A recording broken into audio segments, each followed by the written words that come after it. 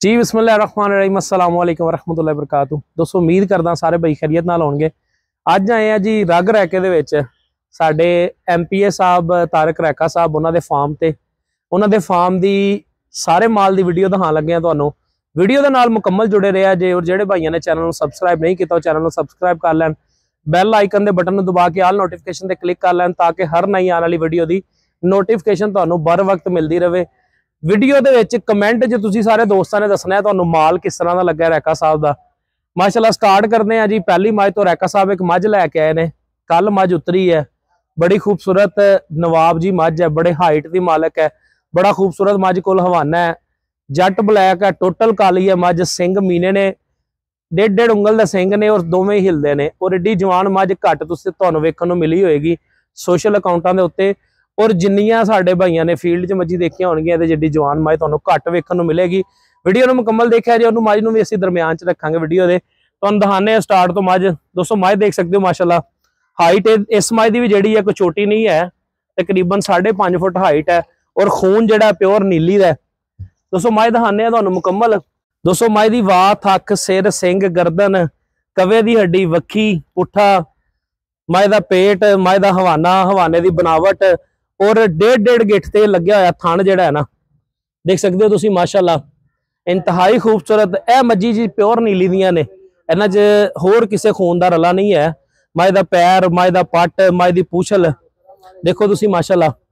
जवानी के हिसाब नाल मझ पूरी थल्ले बन के आई है। हजे मझ मेरा ख्याल है कोई 4-5 दिन लैंदी है सून दे अंदर। चाड़े थना दे उत्ते ठोके आई है मझ।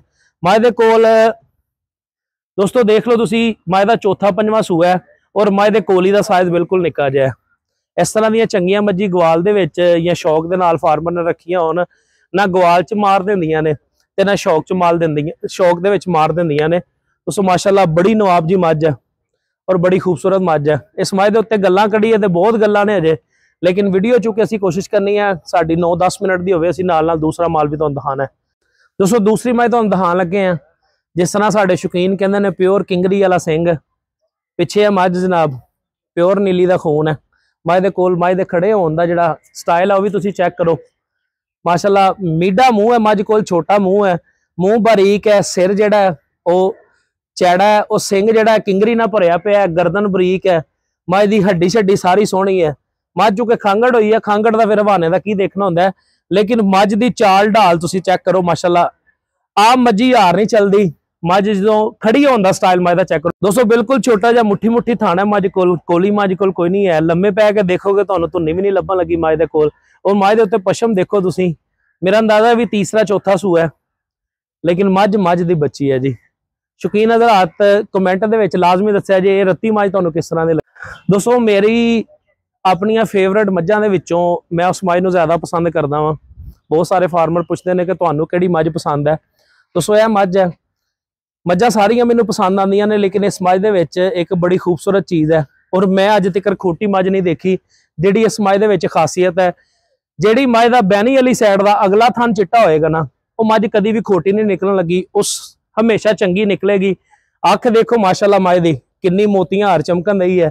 सिंग इस मझ कोल भी किंगरी दा, लेकिन खून जिहड़ा इहदे अंदर मिलावट दा खून है, प्योर खून नहीं है। इहदे बॉडी स्ट्रक्चर के हिसाब नाल तुसीं देखो मझी चूंकि सवेरे 6-7 बजे दियां चवीतियां होईयां ने, 6-7 बजे जिहड़ी मझ चोई होवे वो फिर 12-1 बजे के दरम्यान जिहड़ा ना कोई बहुत ज़्यादा हवाने नहीं बनाउंदियां, बहुत ज़्यादा थना ते नहीं आंदियां।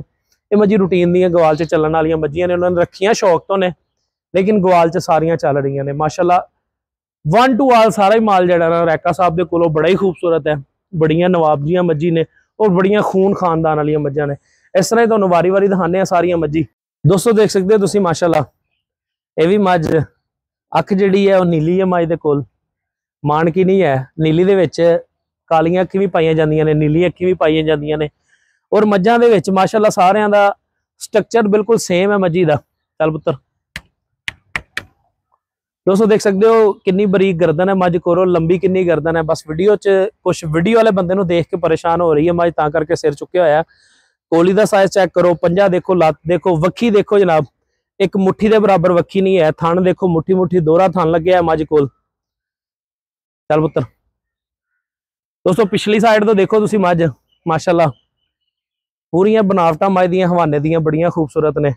ਔਰ 2-2 ਗਿੱਠਾਂ ਚੈੜਾ ਹਵਾਨਾ ਹੈ। ਥੱਲੇ ਦੁੱਧ ਵਾਲੀ ਵੇਨ ਜਿਹੜੀ ਹੈ, ਮੈਮਰੀ ਵੇਨ ਜਿਹਨੂੰ ਅਸੀਂ ਕਹਿੰਦੇ ਆ, ਉਸ ਵੇਨ ਨੂੰ ਦੇਖੋ ਮਾਸ਼ਾਅੱਲਾ ਕਿਸ ਤਰ੍ਹਾਂ ਠੁੱਕੀ ਹੋਈ ਵੇਨ ਹੈ।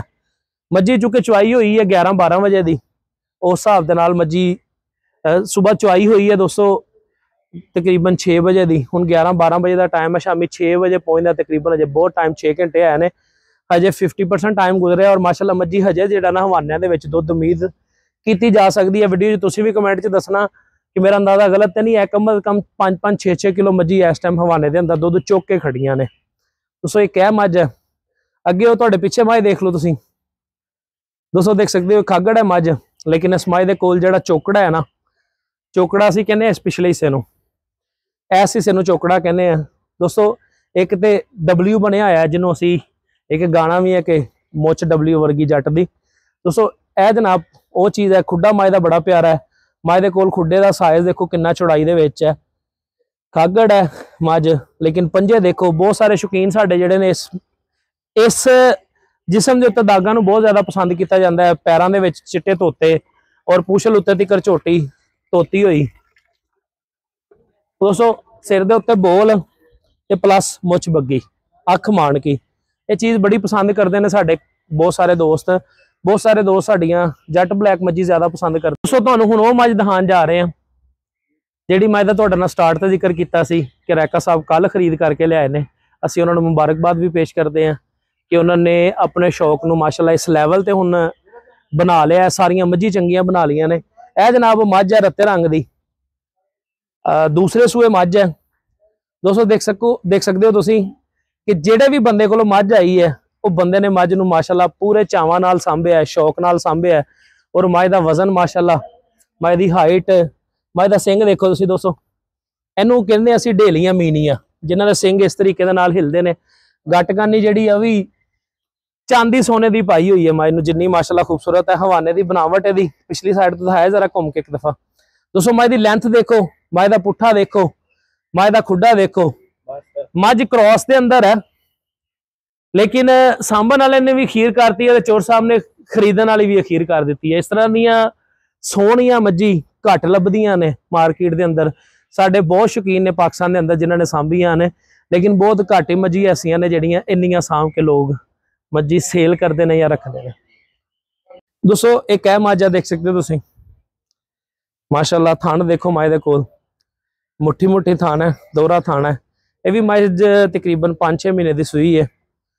ਔਰ ਮੱਝ ਦੀ ਚਾਲ ਚੈੱਕ ਕਰੋ, ਮੱਝ ਦੇ ਵਿੱਚ ਮੱਝ ਦੀ ਆਦਤਾਂ ਚੈੱਕ ਕਰੋ। ਮੱਝ ਮਾਸ਼ਾਅੱਲਾ ਟੁਰਦੀ ਜੁਗਾਲੀ ਕਰਦੀ ਪਈ ਹੈ। ਘੱਟ ਮੱਝੀ ਹੁੰਦੀਆਂ ਨੇ ਜਦੋਂ ਬੰਦੇ ਚਾਰ ਦੇਖਦੀਆਂ ਨੇ ਤੇ ਮੱਝੀ ਜੁਗਾਲੀ ਛੱਡ ਜਾਂਦੀਆਂ ਨੇ।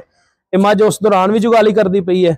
ਮੱਝ ਕੋਲ ਅੱਖ ਦੇਖੋ, ਮੱਝ ਦੇ ਸਿਰ ਦਾ ਬੋਲ ਦੇਖੋ, ਸੱਜੇ ਪਾਸੇ ਬੋਲ ਹੈ ਤੇ ਸਾਰੀ ਦੀ ਸਾਰੀ ਮਾਸ਼ਾਅੱਲਾ ਮੱਝ ਇਹ ਵੀ ਨਵਾਬ ਹੈ। ਸਿਰ ਸਿੰਘ ਦੇਖੋ ਮੱਝ ਦੇ ਕੋਲ ਕਿੰਨਾ ਪਤਲਾ, ਔਰ ਸਿਰ ਦੇਖੋ ਕਿੰਨਾ ਛੋਟਾ ਹੈ ਮੱਝ ਦੇ ਕੋਲ।